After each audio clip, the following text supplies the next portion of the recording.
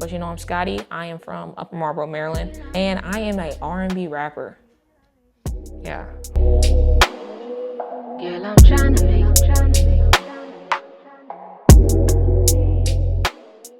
I started fooling around with a piano probably around like 5, but I would say that I've actually been making like conscious music, like consciously making music since 2017. Okay, and who are some of your biggest inspirations in the music? Like, who really got you into making music with artists? I would say Lauryn Hill, Erykah Badu, and then I always add in Luther Vandross because that was like a really big artist in my household.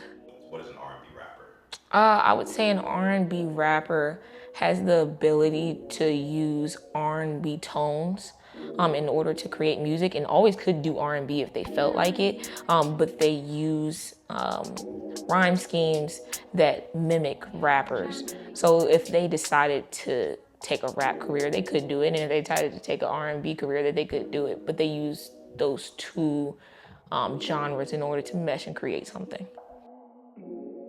What drew you to Texas, and how the experience has been for you so far as an artist here?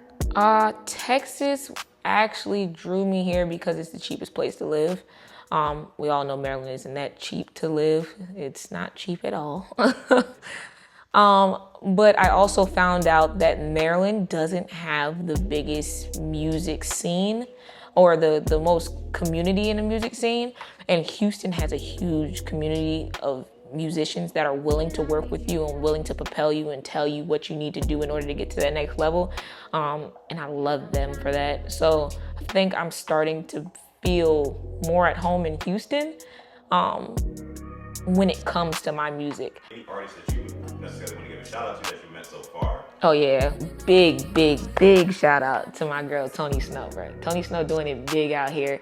I love her, hey, we love her. And she has shown me so many different things and shown me different people, helped me figure out what I needed to do in order to get myself into different doors. So we give her big props, big props. I didn't know until 2 weeks out that I was going to be going to South by Southwest, so it was just spur of the moment plans. And so a lot of the things that happened, a lot of things that I did weren't in order. And I can say that that was partially on my fault. The things that I did out there were cool. It was just, I feel like I could have gotten better reach from being a little bit more proactive. So I did Future Females with Poison Ivy. Poison Ivy made a guest appearance out there. And so I performed there. And then I did a backseat freestyle that should be dropping sometime soon.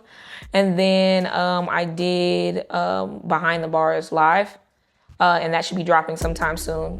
And I would say that day was my most fun day. Because everything came together the way that it was supposed to come together. But God's always gonna have something come together the way it's supposed to come together. So everything that happened that weekend was planned, was preordained. I would say that was the most time that I was able to interact with artists and actually find something that was bigger than me and be able to propel myself off of it. So it was great. It was great. Yeah. What sets Scotty apart? I think Scotty gives time and grace to her music. I have hundreds and hundreds and hundreds of songs, and I know a lot of people say just go ahead and put it on a licensing website, see if anybody wants it, and let it sit before you let it release it. I don't do that. I just let my music sit. I let my music mellow, figure out what sounds good, what doesn't sound good, how I can change it. Actually writing out my music, not just getting into the studio and just recording it and hoping that it sounds good. Using my English skills in order to actually propel my music to a different level. And I think that's what sets a lot of artists apart. Besides rap is one of those places where you can just come out into the world and say whatever you want off the top of your head, and people eat it up. Migos did that, and that's what's pushing a lot of people right now. When it comes to R&B music, you need to write it out. It needs to sound good. It needs to feel good. R&B is a feel good sport. So if it's not making you feel something or feel some type of way, and those words aren't talking to you, it's not gonna work. And I think a lot of R&B artists right now are getting into the game, and they're just spitting out words, and it's not conveying a feeling. It's just words at that point. So I think Scotty is really good at conveying feelings and emotions and using words in order to make you feel some type of way. And I'm just gonna keep doing that until somebody notices. What can we expect from Scotty moving forward? Okay, so there's always new music on the horizon, but I think we're going to see a more refined Scotty. We're going to see her with more artists. So as we know, there's no features for Scotty. There was no features for Scotty Sly. So we're gonna see more features. We're going to see more discography. So my discography is gonna be, I'm pretty sure I said that right. It's gonna be larger.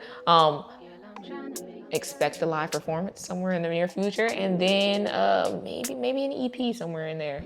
Yeah, more shows, more EPs, surprises. Yeah. All right. Well, Scotty, we appreciate you. Thank you so much for doing the interview. And yeah, we'll see you soon. Cool.